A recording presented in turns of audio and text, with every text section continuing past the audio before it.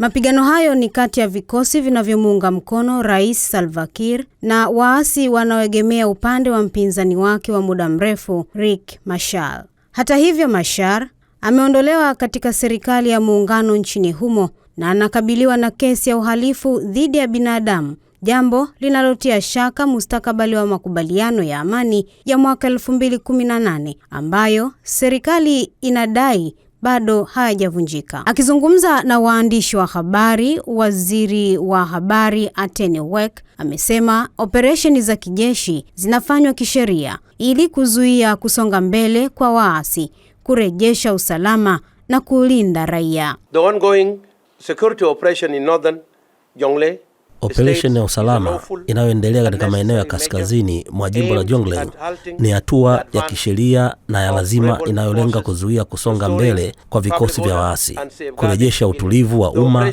na kuwalinda raia.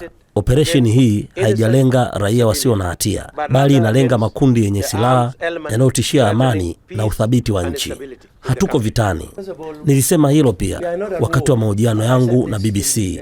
Na katika mchakato wa kutumia haki hiyo ya kujilinda, mtaona mapigano yakifanyika ili kuhakikisha tunasimamisha kusonga kwao mbele. Lakini nchi haiko vitani. Hatuko vitani.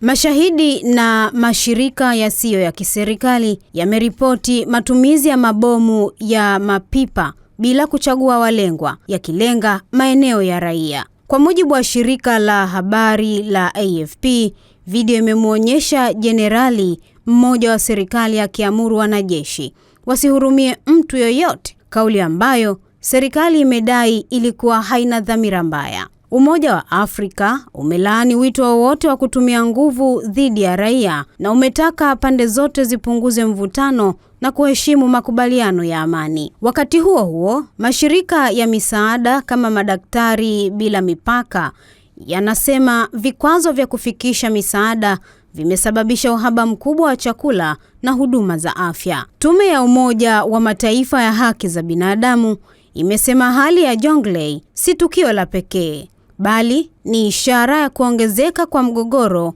nchini kote. Asha Kazambo, FM.